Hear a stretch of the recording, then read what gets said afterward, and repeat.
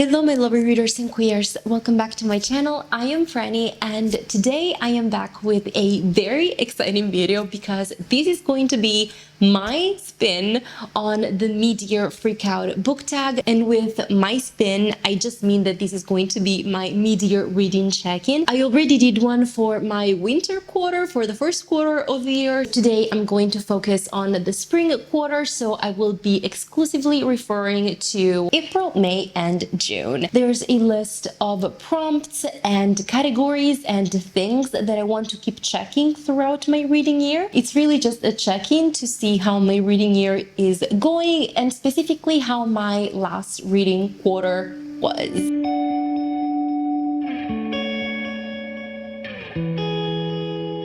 First, a general overview. In my spring quarter, I read a total of 23 books. Actually, it's 22 plus 1 DNF, but I read almost half of that book, so I'm going to count it as read. So I read 23 books and I had read 17 in my winter quarter, which brings us to 40 out of 84 that I would like to read this year. So I am not too behind, okay? Considering that I know for sure that I'm going to be reading a lot in the months of July and August, I think I can definitely catch up, if not find myself on the other side of this goal. I'll be ahead, and I don't think that's ever happened with my reading goals, so I am very excited about that. I really like how my reading year is going. In my spring quarter, I have an average rating of 4.05, which is pretty high, and in my winter quarter it was 4.25. As long as I'm above 4 stars, I think that's a very extremely good sign. But back to the books. As for the format in which I read these books, I have to say that this quarter I definitely focused on audiobooks, which I'm happy about. I listened to 13 audiobooks. I read 8 ebooks, most of which were graphic novels, actually, that I read from my Kobo, my new Kobo, that is the Kobo Libra color. And I am so excited. I have to make a video about that, by the way. I will. It's coming at some point. I have to give you some feedback because it's like the best invention that has ever been made in the history of human inventions. That's not true, but it's a good one. So there was definitely that, and I read 2 physical books that I got from the library, not books that I own, which is kind of an issue, but we'll get back to that later. And as for the genre, I read mostly contemporary books and a lot of graphic novels, which I said in my last reading check-in that is something that I wanted to do in the following months. So I am really happy that it's something that I said I would do and I actually did, and I could not be happier. Now we move on into the next section on my reading check-in, and that is the best categories. So best books per month, best audiobooks, which is something that I skipped in the last video of this series, Bad Franny, and best new releases. The best book that I read in the month of April, and here nobody should be surprised really, is The Evolving Truth of a Stronger Will by Maya McGregor. I have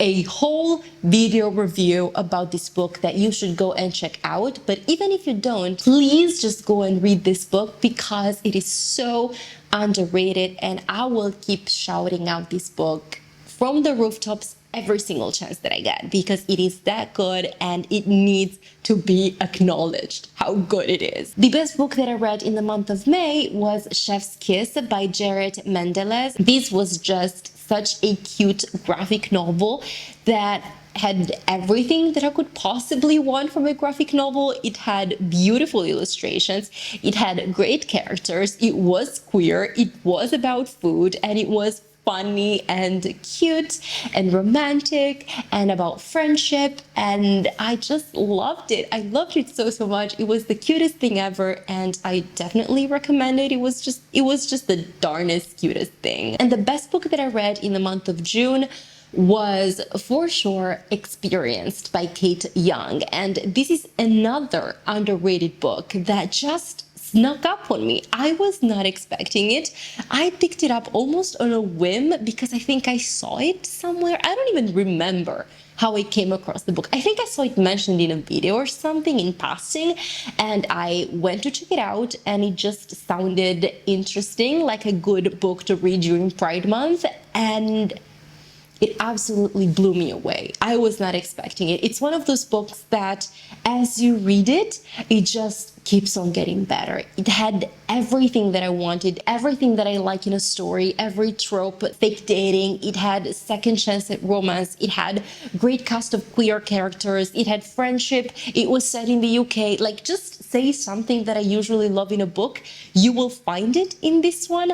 And it was so good. Like, the dialogue, the way it was written, the prose, everything. Oh my goodness, it was so good. The themes, everything. This book was so good, and I loved it so much. It is definitely one of the best books that I've read this year so far, and it was for sure the best book that I read in the month of June. Best audiobooks that I read in the spring quarter.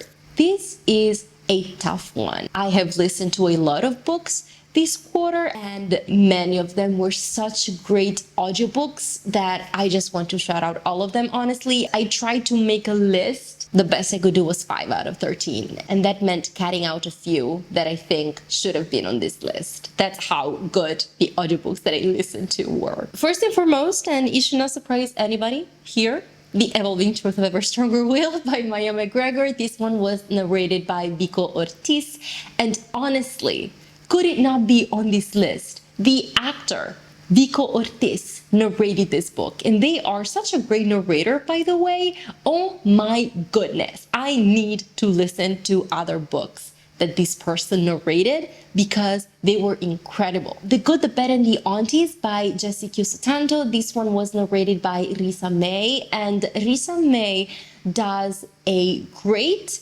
Chinese Indonesian accent for the aunties that are like 4 characters in this story. These ones she narrates perfectly. She was made for them, and these, I think, is the way to read this book, listening to the audiobooks, because I think listening to how these characters speak is part of the story, is part of the experience. It makes you understand something about the cultural background of these characters, and so it brings the story to another level if you listen to the audiobook. Experienced by Kate Young. Yes, this audiobook made the list. It made the cut. It was that good. This book was narrated by Annabelle Baldwin, and I am impressed by her. She really gave her voice to the main character, and I loved how she would put herself in the character's shoes. If the main character was whispering something, Annabelle would whisper. If the main character was shouting in rage, Annabelle would shout in rage. If the main character was moaning, Annabelle would kind of moan. I mean, when I say that she was in her shoes, I mean it. She was in her shoes, and she did such a great job. My goodness. One Killer Problem by Justin Pucella Winans. This one I read in the month of June for Pride Month, and it was narrated by Catherine Littrell. And I don't think I had listened to any book narrated by Catherine Littrell before, but now I need to change that. I have to make up for that. I actually found out, I went to the voice actors website, and I found out that they are Australian, I think, but they did such an incredible American accent, and I just loved their performance. I think they have such skill when it comes to narrating audiobooks and giving their voice to characters, and I really want to listen to more that they've narrated, and there are many audiobooks under their name, so I'm really excited about that. And I always appreciate when voice narrators do their job, do their research, and pronounce things correctly. In this book, we have an Italian-American family, and there are some Italian names said at some point throughout the story, and Catherine Littrell did well. And last but not least, we have The Poisons We Drink by Bethany Baptiste, and this one was narrated by Lynette R. Freeman. I discovered Lynette when I listened to Black Cake. She did such a great job with that audiobook. She has that kind of voice that makes you think of a theater performance. She has that pathos. She has that resounding voice, and I was so impressed. So when I saw that this audiobook was narrated by her, I knew that I had to read this book in audiobook format, and she delivered. She was so good. In Black Cake, she was voicing an adult. In this one, she is voicing an 18-year-old girl, but doesn't matter. And I think for how expressive she was in voicing this character, she really captured the pain and the hardship that the character of this story was going through, and I really appreciated that. And again, I think it gave something else to the story that the written text can deliver, but you know, it's better with that added value of the audiobook. I could continue, but I'm gonna stop here for now. Best new releases. These are books that came out in 2024, so far this year, and that I read in the spring quarter. And I have 3 to mention. I think I'm doing a pretty good job this year of reading new releases, and I like that because there are so many great books that are coming out this year, and I really wanted to, you know, read them as soon as I could so that I could let you know what I thought about these titles, and I'm really happy about that with how it's going. First and foremost, I have to mention again Experienced by Kate Young. Again, I was so impressed by this one, and I cannot recommend it highly enough. It is about this girl who finds out later in life that she is a lesbian. She immediately finds herself in a relationship, and her partner tells her that maybe she should go out and explore her newfound sexuality before she settles down in that relationship. And the story takes from there, and it was so good, so relatable, and so well constructed as a story, so well narrated. It was just perfect. It was perfect, and I recommend it with all my heart. Then I have The Poisons We Drink by Bethany Baptiste. Again, I think this was such a good story that I think deserves to be read. I love how this book uses being a witch as a metaphor, as an allegory to talk about racism, particularly in America. And it shows how easily society can fall back into our past's mistakes. And I'm particularly talking about fascism and Nazism here, segregation and all that. These are things that we think belong in our past, but you know, they're more present than ever, I want to say. And we need to be very careful on how we go forward if we do not want to repeat the same mistakes, which might happen for how things are going, but let's just not focus on that right now. And my last best new release was Cascade Failure by L.M. Sagas. This book, my goodness, this is a queer sci-fi novel with a great cast of characters that you will absolutely fall in love with. They will just take residence in your heart before you even realize what's happening. And it kind of reminded me of Guardians of the Galaxy in a book form. That's kind of like the vibe, the humor, the type of action-y story that it is. There's a lot of trauma as well, a lot of grief and pain and betrayal and all that, but it was just such an action-packed yet character-focused story. I just loved it so much. I am so happy that the sequel is coming out in July because I need to know what happens to my babies, okay? I want them happy. Those were the best new releases that I read in the spring quarter, but now I have to mention some books that came out in the spring quarter that I have not read yet, but were on my most anticipated new releases list. And these are actually titles that I am either currently reading or will be prioritizing in the upcoming few months. And those are The Girl in Question by Tess Sharp. This is the one that I've actually just started reading, and I have high hopes, so let's hope I like it. And the other one is Molten Death by Leslie Kirst. I mentioned this one in my March and April new releases that I was highly anticipating, but I had already said that I was gonna keep this one for the summertime because it is a mystery novel, a queer mystery novel that is set in Hawaii. And so, you know, I just wanted to keep it for the summertime, for my holidays in August, because that's just the vibe that it's giving me, and I Cannot wait. Then we have my biggest surprise versus my biggest disappointment or flop. So for my biggest surprise, I just have to go with, do you want to say it with me? 3, 2, 1. Experienced by Kit Young. Of course I'm gonna go with Experienced by Kit Young. I swear, this book just snuck up on me. It really was the biggest surprise. It was so unexpected and I loved it so much. And my biggest disappointment, my flop, and it really was a flop because I DNF'd it. April, May, June, July by Alison B. Hart. Let me tell you how bad this book was for me. This audiobook is narrated by Kristen C. Okay? And I love, adore Kristen C as a narrator. Do you know how bad a book has to be if I DNF it when it's narrated by Kristen C? It has to be terrible. And it was. It was supposed to be a story about 4 estranged siblings coming back together for their sister's wedding, a lesbian wedding, and family secrets come to life. That is literally the recipe for my perfect story.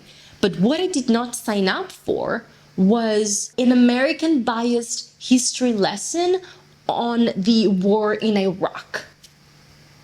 What? Are you kidding me? It got so bad. It got so unbelievable, a confusing mix of glorification and condemnation of war and Americans having to be in everyone's business when it comes to war. It was a long audiobook.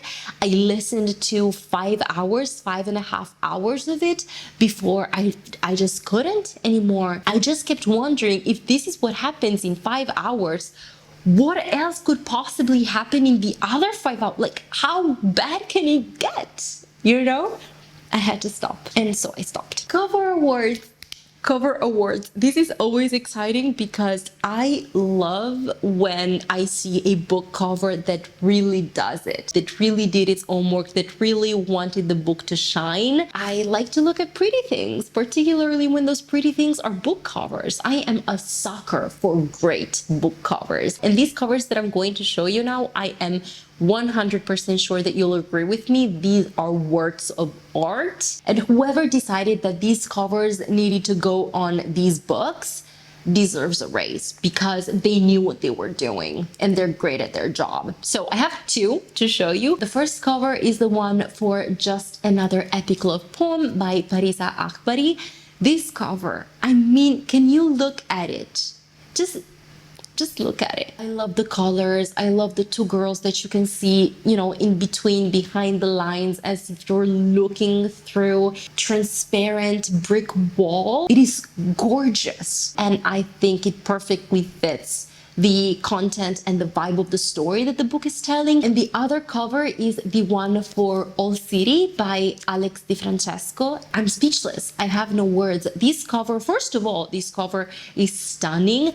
I love the outline of the girl that you see in front of the New York skyscrapers in the background. Now that I've read this book, finally, at last, I have a paperback somewhere around in my house, by the way. But now that I've read this book, I can honestly say that for how complicated the story is, for how gritty it is, for how dark it is, for everything that goes on inside this book, it was not easy to choose the cover. It must have been so hard. They could have gone so many ways with this book, but I love the cover that they chose. Whoever chose it, I think they made the right call. The next thing that I would like to cover in this reading check-in is the most underrated books that I've read this quarter. And I have 3 books that I absolutely want to mention. These 3 books I have already mentioned in this video, so it's not gonna be new, but what should shock you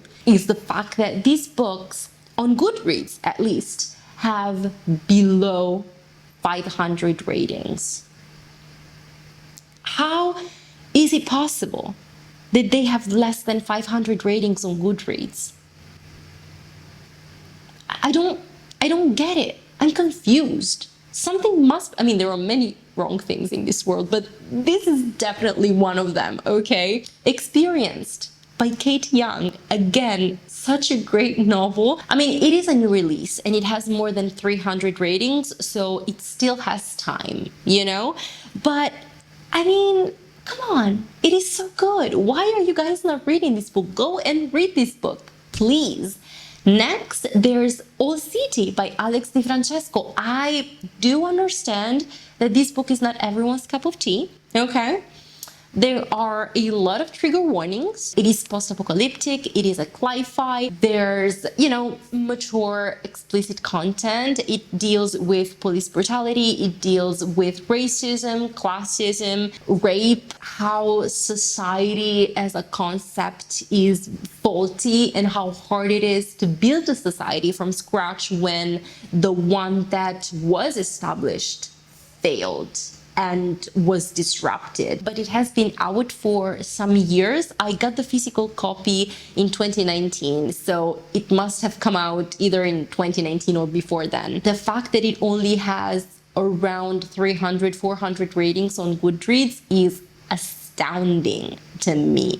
Like, where are all the woke readers? This book is for you. Where are you? Go and pick it up, please. And last but not least, the most shocking reveal of all. I just cannot accept it. I am sorry, but The Evolving Truth of Ever Stronger Will has less than 100 ratings. I mean, come on, you guys. We can do better. Where are my young adult lovers? Where are my queer stories lovers? This book is for you. What are you waiting for? Where are you? Please show yourselves, okay? Please, pretty please, consider picking it up. It is so good. I promise you, you won't regret it. If you do, you can come at me, okay? Come and let me know that I don't understand shit. You can do it.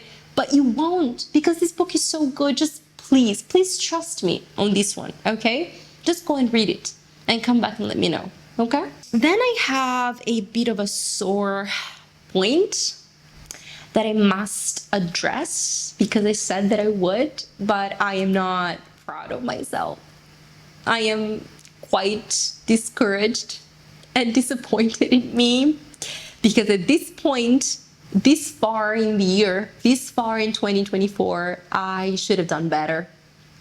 I am talking about my 24 books to read in 2024 reading challenge. Out of the 24 books that I said I would read in 2024, I only read 2. I only read 2. One in March, one in the winter quarter, and one in April, one in the spring quarter.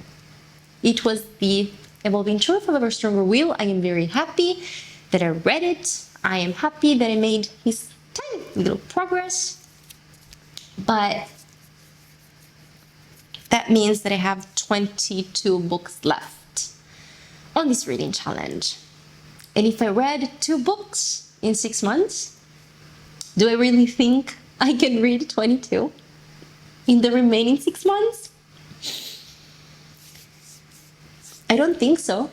I can say that I will try, but we all know that I'd be lying. But I'm going to lie. I will try. I think I can do it, right? Sure.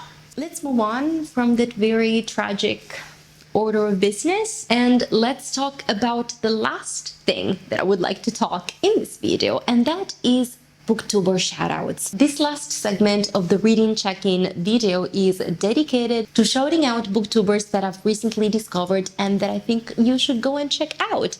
But I wanted to do something different for this time around in honor of Pride Month, you know, because yes, Pride Month has passed already and that sucks, but if you're queer, every day's Pride Month. We're here and we're queer all year. So I decided that I'm going to shout out not only booktubers that I have recently discovered, but also booktubers that I have been following for years. Booktubers that are a reference for me, that I know I can trust and go to whenever I need some queer books recommendations, because I know I will find them there. I want to preface these shoutouts by saying that these booktubers are either queer, or if they're not, they're great allies. I know that they talk about a lot of queer books, and that's what matters to me. I don't want to assume anyone's sexuality. I don't want to assume anyone's gender identity. I don't want to out anyone. So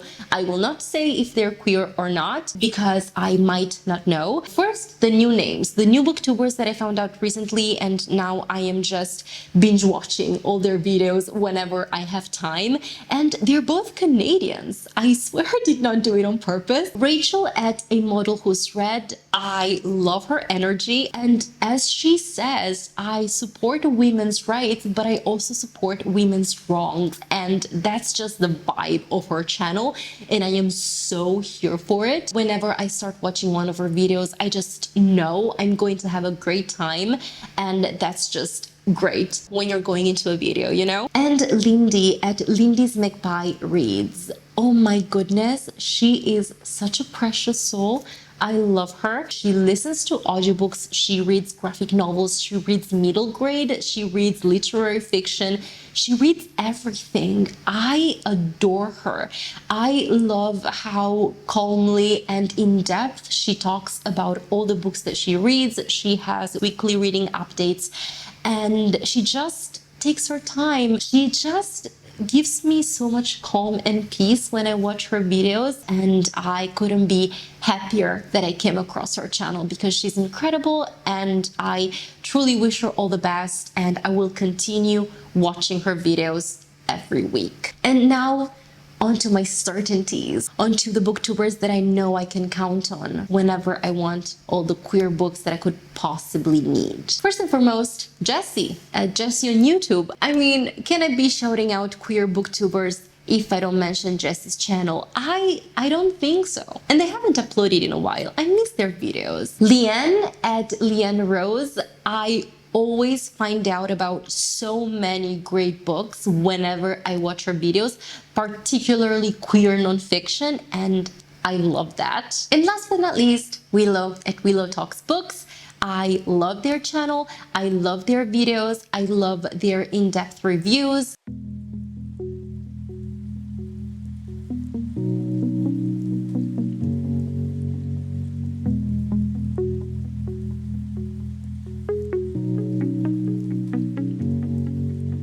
And this is it for this video. Thank you so much for watching it. Let me know in the comments down below if you have read any of the books that I've mentioned, and please let me know if I have convinced you to read any of the books that I've mentioned, particularly the underrated books. Please let me know that I got to you in some way. And please share with me, let me know in the comments down below, the books that have the best covers that you've read so far this year. I would love to know, because I'm a sucker for good covers, as I've said. Again, thank you so much for watching this video. I truly appreciate it so much. I will see you very soon with my next video, but until then, have a good one, take care, and keep reading queer books.